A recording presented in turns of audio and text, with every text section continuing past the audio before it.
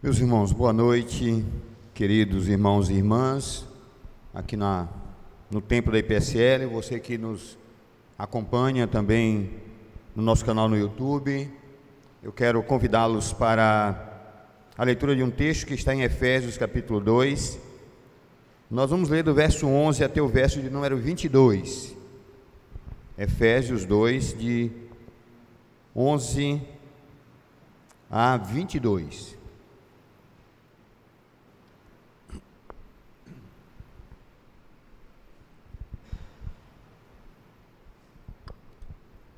Diz-nos o texto: portanto, lembrai-vos de que, outrora, vós, gentios na carne, chamados incircuncisão por aqueles que se intitulam circuncisos na carne por mãos humanas, naquele tempo estáveis sem Cristo, separados da comunidade de Israel e estranhos às alianças da promessa, não tendo esperança e sem Deus no mundo.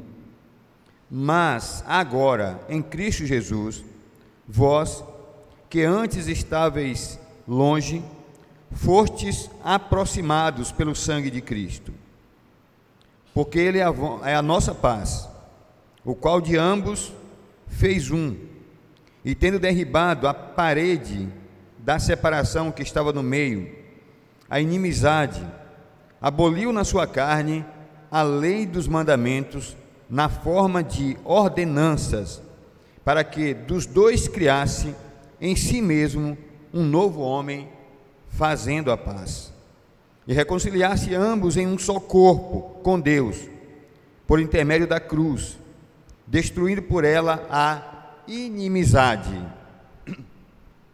E vindo, evangelizou paz a vós outros que estáveis longe, e paz também aos que estavam perto, porque por ele ambos temos acesso ao Pai em um Espírito.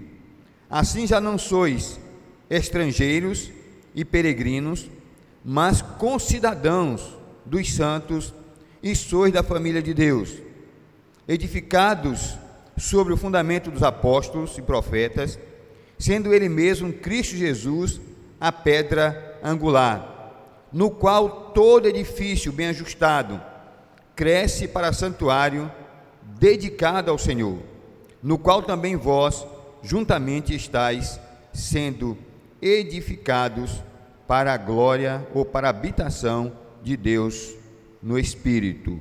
Eu quero convidá-los para um momento de oração, depois a gente vai passar à exposição da palavra. Senhor, muito obrigado, nós queremos te louvar pela tua palavra, que é rica, eficaz, penetra o mais profundo dos nossos corações, fala conosco de uma forma muito especial. E nós queremos te pedir em nome de Jesus que nesta noite a tua palavra encontre guarida, lugar em nós, e que sejamos transformados pelo poder desta palavra. Deus, que o teu Espírito ministre aos nossos corações, que possamos ouvir a tua voz.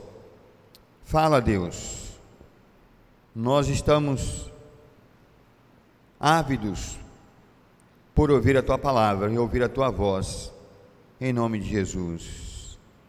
Amém.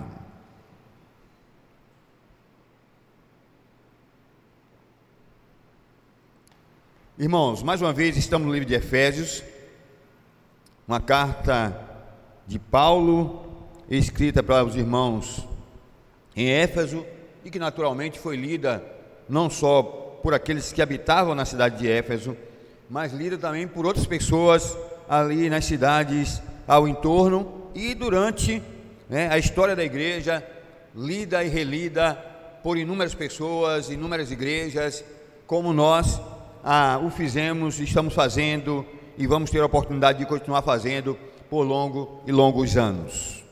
Nessa carta, Paulo inicia com uma saudação, nessa saudação Paulo apresenta a sua credencial. Ele diz que é apóstolo de Cristo Jesus, diz que ele não é apóstolo por vontade própria, mas pela vontade de Deus.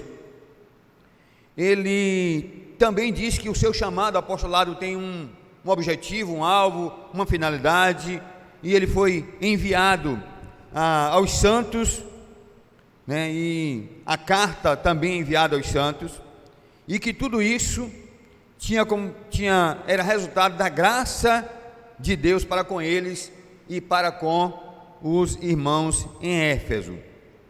Do verso 3 até o verso número 14, Paulo vai falar das bênçãos de Deus, do passado, do presente e do futuro.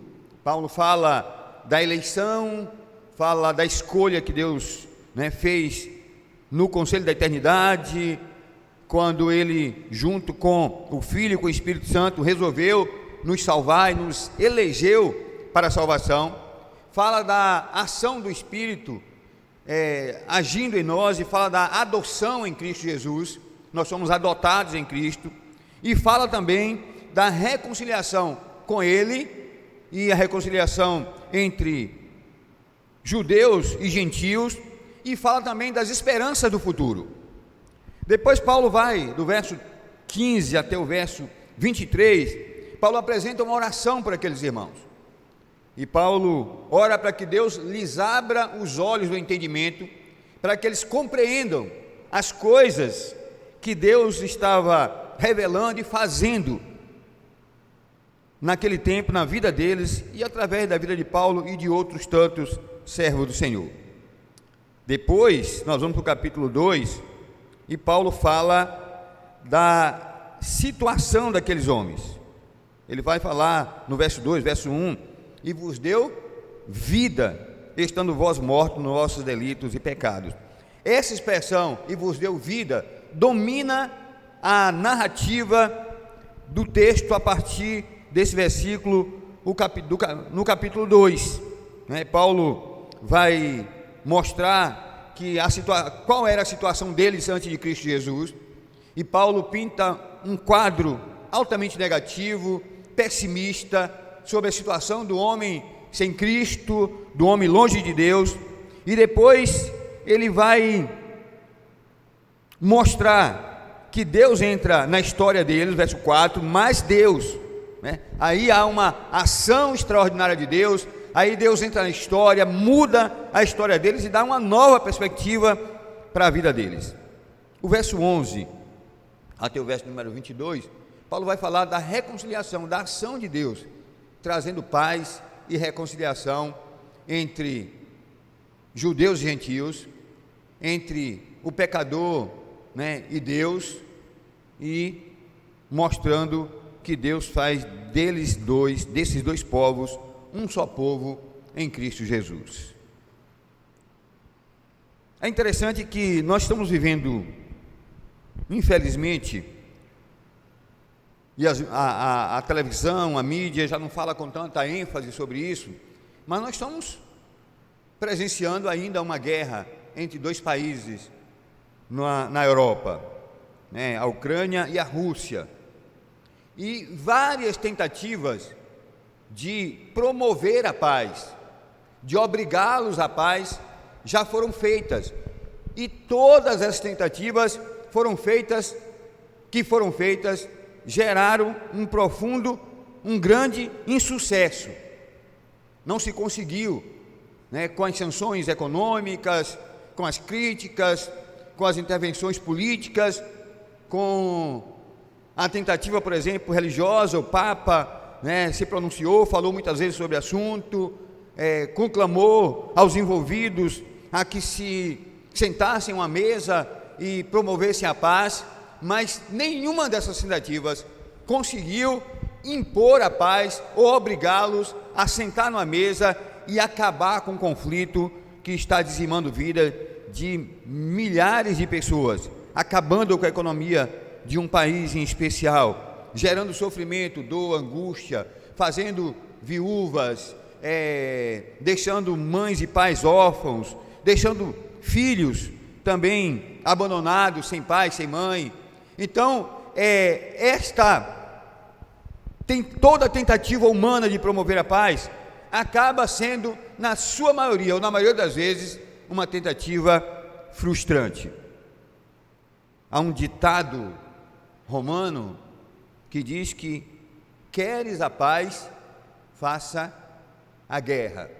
Ou seja, a ideia é que a paz nunca pode ser, ou nunca vai acontecer, como resultado de uma ação inteligente de partes beligerantes, de pessoas que estão brigando, de pessoas que são inimigas entre si, que estão guerreando por direitos que elas acham que têm. A paz nunca vai ser resultado disso. Que a paz entre os povos, que a paz entre as nações, que a paz sempre é resultado da força, do poder, é imposta por aquele que pode mais. O texto todo vai nos falar de paz, e vai nos mostrar que há uma paz que pode ser experimentada, e esta paz é a paz que Cristo nos dá, é a paz que Cristo promoveu, é a paz que é resultado da promoção e da ação de Deus em nossas vidas.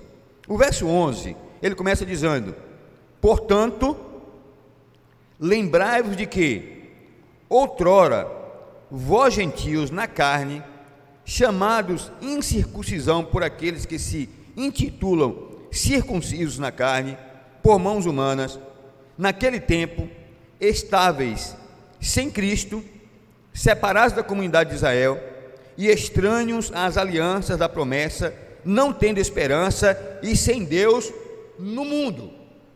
Vejam que Paulo começa dizendo: portanto, lembrai-vos de que outrora, no passado, vós, gentios na carne, chamados incircuncisão.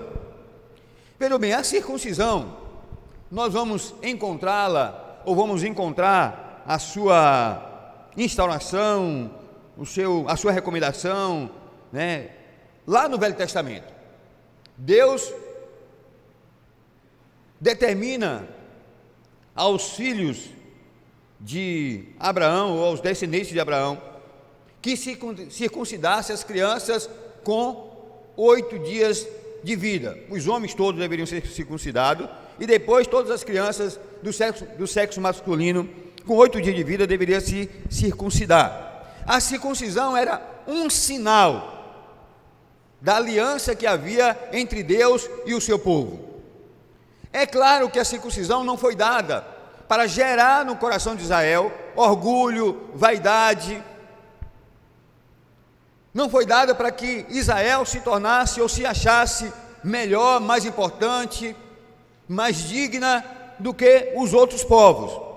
A circuncisão deveria ser para Israel um símbolo da manifestação da graça de Deus na vida deles, mas também um meio para que eles testemunhassem para as outras nações. Israel foi chamada, separada, escolhida, separada por Deus para ser luz dos gentios e para ser testemunha dos gentios, testemunha de Deus junto aos gentios. A ideia é que Israel propagasse, tornasse conhecida a graça, a misericórdia, a bondade de Deus para os povos. Mas ao contrário, Israel tomou para si esta bênção, entendeu-se única e exclusivamente merecedora de tal bênção, e excluiu todos os outros povos, e se recusou a ser luz para as nações e a proclamar a verdade de Deus para as outras nações. Tanto é que, se a gente olhar, por exemplo, no Novo Testamento, nós vamos encontrar Pedro, o apóstolo, questionando com Deus nenhuma visão que ele tem. Ele tem uma visão em que ele precisa ir à casa de Cornélio, que era um gentio, para pregar o evangelho lá na casa de Cornélio. E Pedro diz: olha, Senhor, eu não... E é dado para ele, colocado diante dele uns animais considerados impuros para que ele comesse. Ele disse: eu não faço isso de forma alguma, de maneira alguma.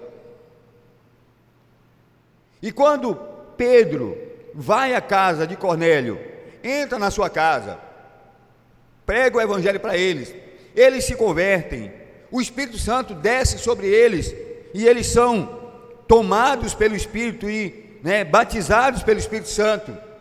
Ainda assim, Pedro é questionado pelos judeus por ter entrado na casa de um gentio. Um judeu não podia, por exemplo, entrar na casa de um gentio em nenhuma circunstância. O comentário de Hernandes, ele cita um outro comentarista que diz que um homem judeu não poderia ajudar uma mulher gentia a dar luz ao seu filho. Havia uma completa, total separação entre eles.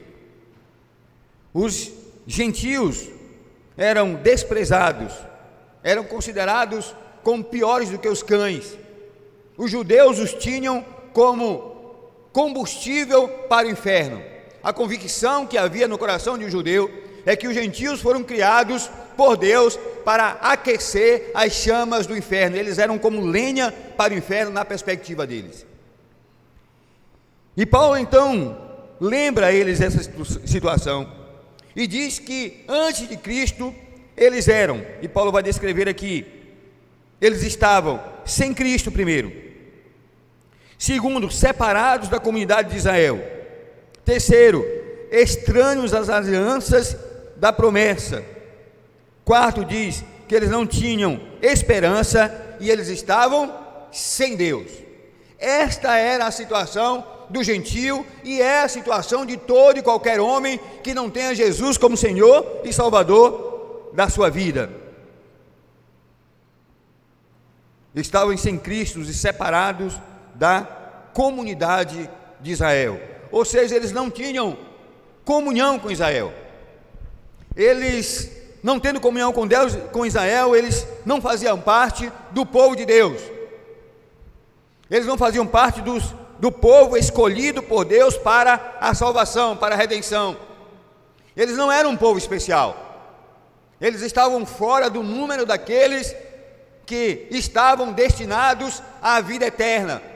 As bênçãos de Deus prometidas a Israel não lhes alcançavam. Eles estavam à margem de toda a bênção e de tudo que Deus operava e vinha operando, tinha operado, vinha operando e haveria de operar na nação de Israel. Eles estavam à margem, à beira do caminho, longe. Não podiam ser alcançados e desfrutar dessas bênçãos que Deus tinha preparado para o seu povo. Mas mais do que isso, o texto vai dizer que eles também eram estranhos às alianças da promessa, ou seja, as alianças todas feitas por Deus com o seu povo no Velho Testamento não lhes alcançava. A eles não era, para eles não era a promessa da vinda do Messias, para eles não havia a promessa da redenção, para eles não havia esperança dos céus, para eles não havia esperança de reconciliação. Eles estavam longe, separados da aliança e das promessas que compunham esta aliança. Diz, não tendo esperança e sem Deus no mundo. Ora, se eles estavam à margem das bênçãos que Deus derramava sobre a sua nação, o seu povo, se eles não faziam parte da aliança, estavam fora das promessas da aliança, não tinham, portanto, esperança alguma. Mas além disso, o texto diz que eles estavam sem Deus no mundo. Vejam bem, Paulo não está dizendo que os gentios eram ateus, não está dizendo isto, até porque se nos referimos apenas aos Efésios, os Efésios tinham o seu Deus, ou melhor dizendo, a sua deusa, que era Diana, a Diana dos Efésios, que era adorada, conhecida, reverenciada. Mas de maneira geral eles eram politeístas, eles tinham muitos deuses, que na sua maioria eram iracundos, vingativos, maus. Eles não conheciam o verdadeiro Deus, o Deus de Israel, o Deus bondoso, misericordioso, cheio de graça. Portanto, quando Paulo diz que eles estavam sem Deus, ou que eles não tinham sem Deus no mundo, Paulo não está dizendo que eles não tinham um Deus, ou algum Deus, mas está dizendo que eles não conheciam o Deus verdadeiro. Queridos, nós precisamos aplicar isso também para nós, para a nossa vida, para nosso tempo, porque nós vivemos num mundo onde as pessoas também estão, na sua maioria, sem Cristo, estão separados da igreja, longe da igreja, né? Sem a margem das bênçãos que Deus derrama sobre a sua igreja. São estranhos à aliança da promessa, eles não conhecem, não sabem nada sobre a promessa. São pessoas sem esperança, sem Deus no coração, que não conhecem o verdadeiro Deus. Essas pessoas vagam pelas ruas, pelas cidades, estão nas nossas casas, locais de trabalho, nos colégios, universidades, são alunos, professores, mestres, diretores de escola, reitores de universidades, são médicos que nos atendem nas clínicas, são profissionais das mais diversas áreas, que andam de um lado para outro, ocupados com esta vida, mas vivem sem a verdadeira esperança, porque elas não têm Cristo. Porque, embora tenham uma religião e adorem um Deus, elas estão fadadas, destinadas ao inferno eterno, porque não conhecem o Deus verdadeiro, o Deus de Israel, o nosso Deus. Mas aí o verso 13, Paulo vai dizer, mas agora. Esse mais agora aqui é equivalente ao verso 4, quando Paulo diz, mas Deus.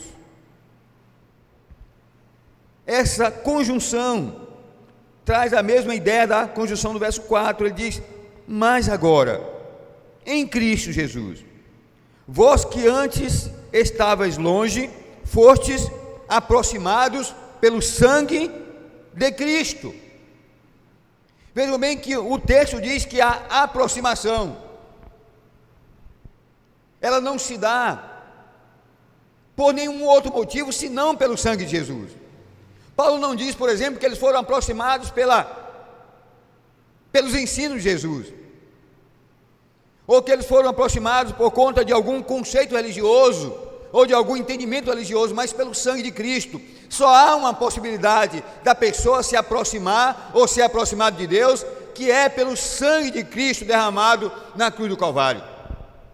Vejam bem, a pessoa pode conhecer o Evangelho, ler a Bíblia toda, ela pode conhecer a verdade bíblica, mas se ela não se render a Cristo, e se ela não for lavada pelo sangue do Cordeiro, ela está longe de Deus, irreconciliável, perdida, caminhando em passadas largas para o inferno, e não há salvação, solução, esperança para ela, porque só pode haver esperança, só pode haver reconciliação, só pode haver aproximação de Deus, através do sangue do Cordeiro de Deus.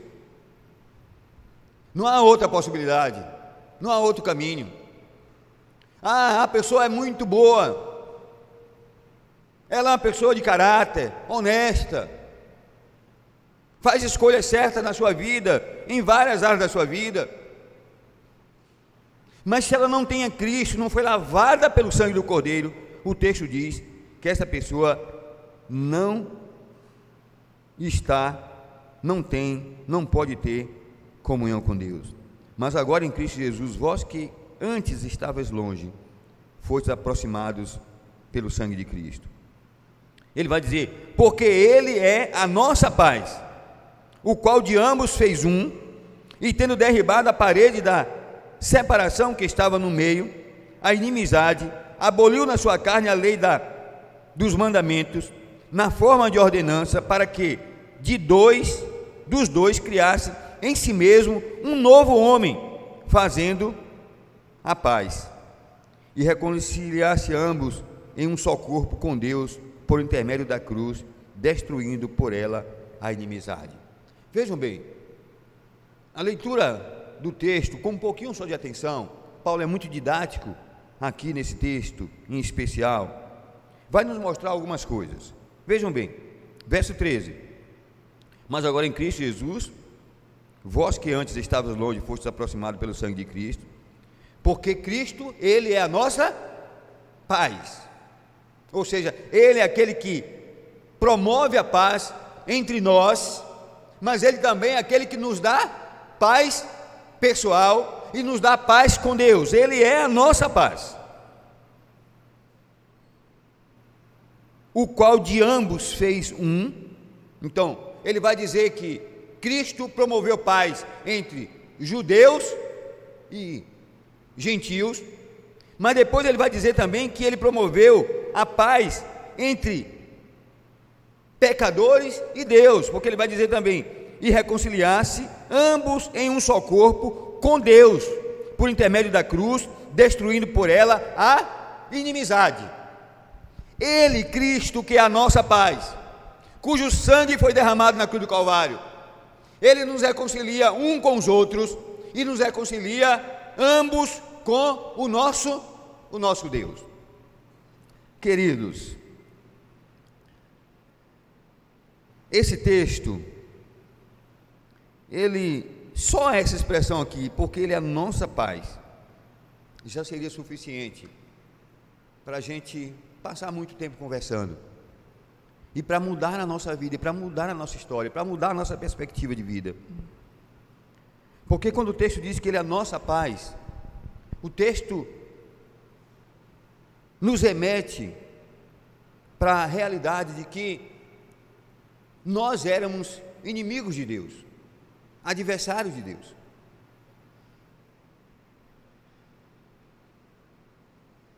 Mas nós também não tínhamos paz pessoal.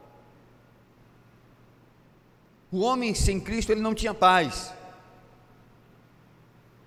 Ele vivia em guerra consigo mesmo, em guerra com os seus desejos, em guerra com os seus sentimentos.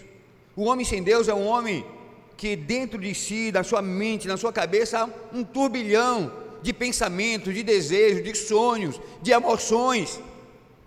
E muitas vezes esse homem, na maioria das vezes, ele está guerreando contra si mesmo, consigo mesmo, destruindo a sua própria vida.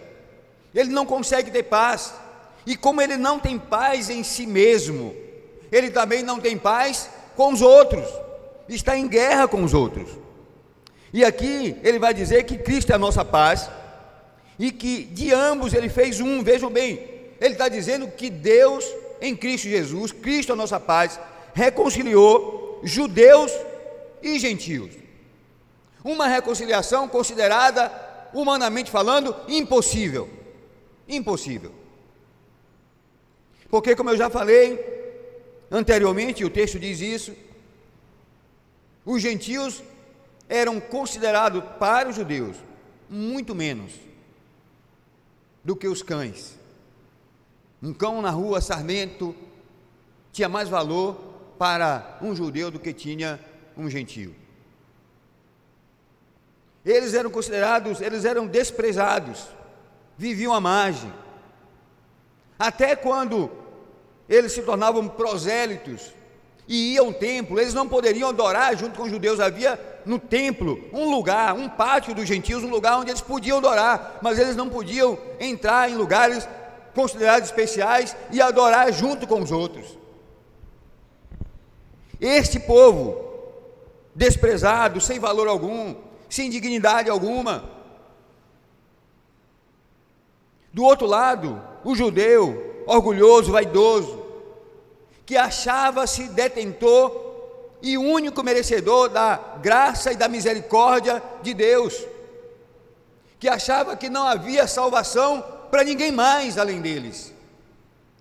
E o texto diz que Cristo reconcilia essas duas comunidades, tornando-as uma só. E ele diz ainda, um novo homem, um só, porque o texto vai dizer, porque ele é a vossa paz, a nossa paz, o qual de ambos fez um, e tendo derribado a parede da separação que estava no meio, a inimizade, aboliu a carne a lei dos mandamentos, na forma de ordenança, para que dos dois criasse em si mesmo um novo homem, fazendo a paz. Na verdade, o que Paulo está dizendo aqui é que a expressão que ele usa aqui, a palavra que ele usa aqui, da ideia de novo aqui, não é a ideia de criar algo inexistente, criar algo que não existia ainda. E ele diz que Deus promove uma paz entre esses dois povos, que é completamente nova, totalmente nova, que não existia até aquele momento, e que é resultado da graça, da misericórdia, da ação de Deus na vida daquele povo.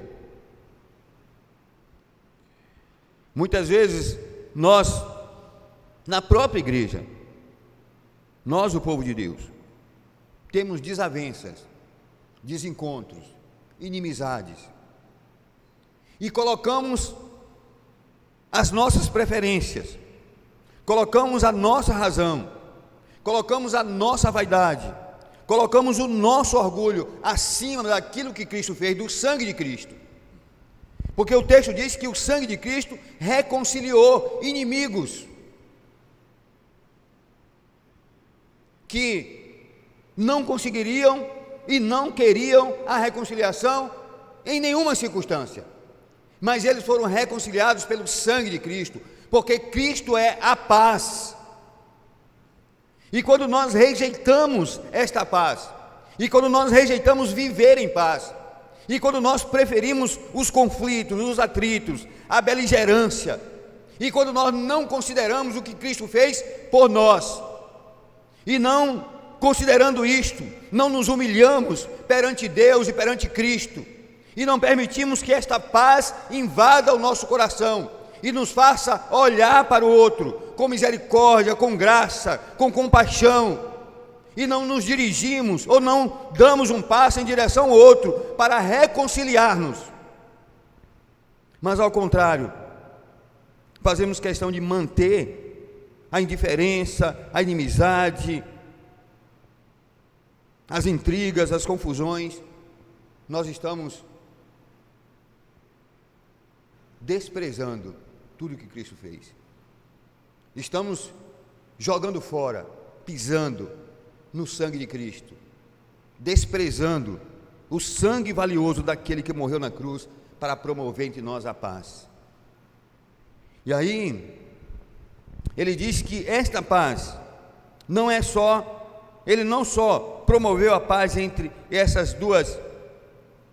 dois grupos, essas duas comunidades, mas ele diz que, verso 16, reconciliar-se ambos em um só corpo com Deus, por intermédio da cruz, destruindo por ela a inimizade. Ele vai dizer que ele reconciliou ambos os povos, e ambos sendo agora um, e ambos são reconciliados com Deus, tornando um só povo. Porque nós precisamos entender que quando nós nos fazemos inimigo do nosso irmão, ou inimigo de alguém, nós estamos afrontando o nosso Deus e rejeitando a sua palavra e a sua verdade.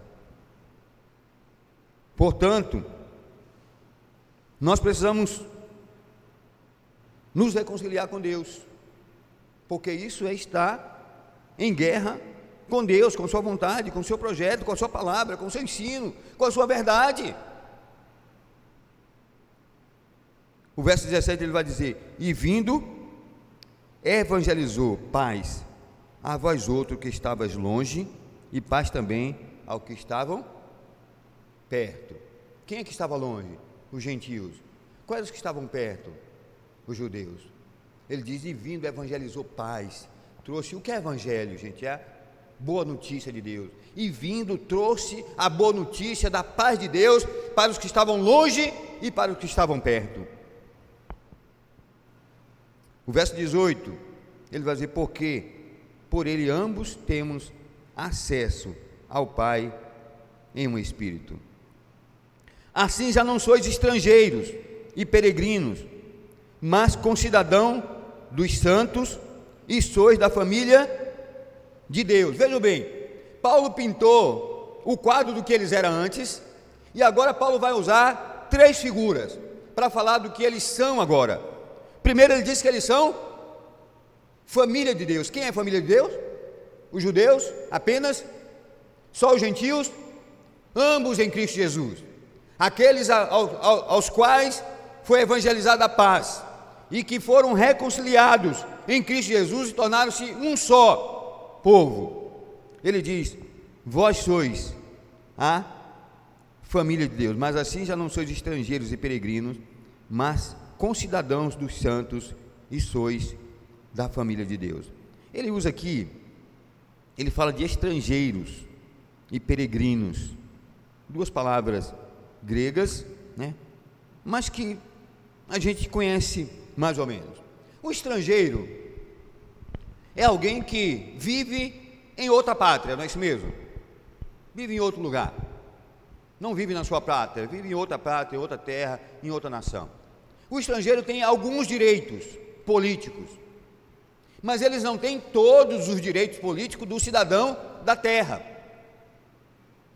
O que Paulo está dizendo aqui é que Deus, em Cristo Jesus, rompeu as diferenças religiosas, políticas que havia entre eles, sociais que havia entre eles, econômicas que havia entre eles, tudo que os separava, tudo que os dividia, tudo que os tornava separados, inimigos uns dos outros, foi reconciliado em Cristo, que trouxe paz sobre eles. E ele diz que agora eles não são mais estrangeiros ou peregrinos, e o peregrino, diferente do estrangeiro, é alguém que está caminhando de um lado para outro, né? Pode ser alguém da pátria que está peregrinando, andando de um lado para outro aí, por exemplo, alguém que eu não sou maranhense, pelo menos não sou de nascimento, mas eu não sou peregrino, eu estou estabelecido aqui, né? Eu moro aqui há 20 anos, aqui eu praticamente criei os meus filhos, né? Aqui estão os meus amigos, os meus irmãos, a minha família da fé, né? Então não sou peregrino.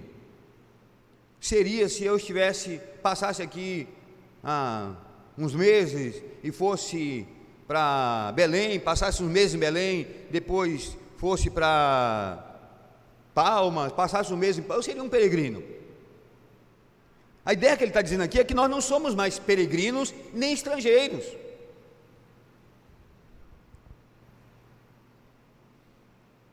Que agora eles são da própria família. E sois da família de Deus.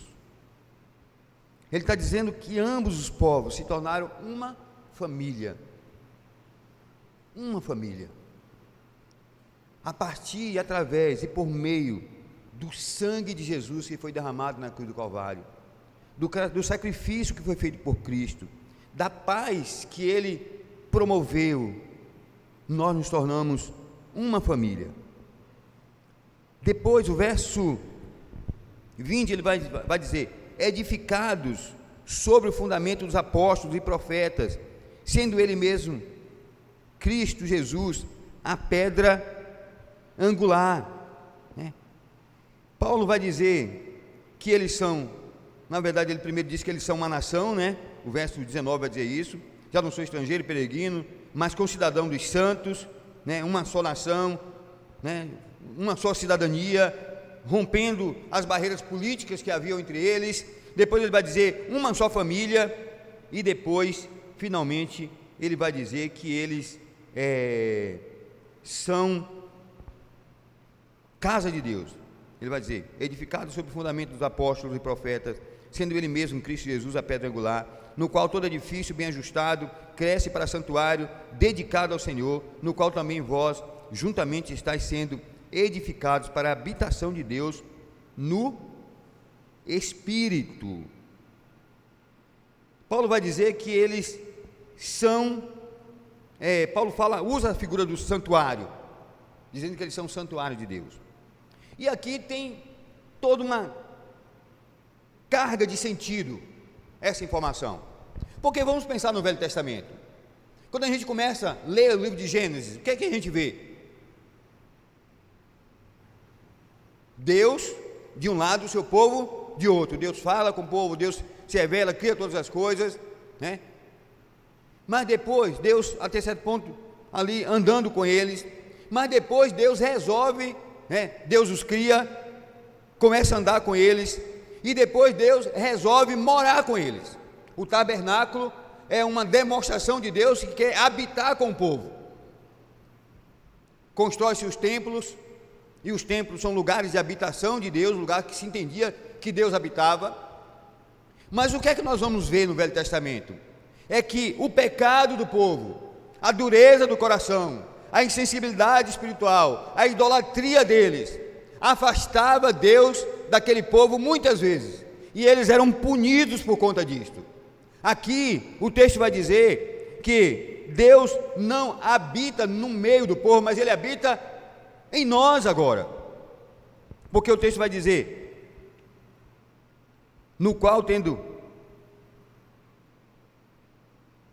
verso 20, edificado sobre o fundamento dos apóstolos, profetas, sendo Ele mesmo, Cristo Jesus, a pedra angular, no qual todo edifício bem ajustado cresce para santuário, dedicado ao Senhor, no qual também vós juntamente estáis sendo edificados para a habitação de Deus no Espírito. Edificados para a habitação de Deus no Espírito. O que ele está dizendo é que nós estamos sendo preparados, nós somos a habitação de Cristo, nós somos agora o templo do Espírito Santo. Ele não está em nosso meio, mas Ele habita em nós e habita na igreja. Mas ele usa algumas expressões aqui que são importantes falar um pouco sobre elas. Edificados sobre o fundamento dos apóstolos e profetas. A igreja, a nossa fé, ela não está baseada em nós mesmos. Não somos nós que determinamos o que é certo e o que é errado. A nossa fé está fundamentada, firmada, edificada, alicerçada sobre os fundamentos dos apóstolos e profetas. Ou seja, aquilo que eles lançaram, aquilo que eles ensinaram, os ensinos deles, é a base e o fundamento onde está alicerçada a nossa fé e onde nós construímos a nossa fé e a nossa relação com Deus. A minha relação com Deus, ela deve ser construída sobre aquilo que o próprio Deus revelou de si mesmo. Não é subjetiva. Não é subjetiva, não penso assim, não, eu acho que é assim, que deve ser assim, assado, não. Quando ele fala edificado sobre o fundamento dos apóstolos, está dizendo que os apóstolos é a base, é o fundamento, é o alicerce, e sobre o que eles ensinaram, e sobre os seus ensinos, a igreja vem sendo edificada, e nós estamos sendo edificados.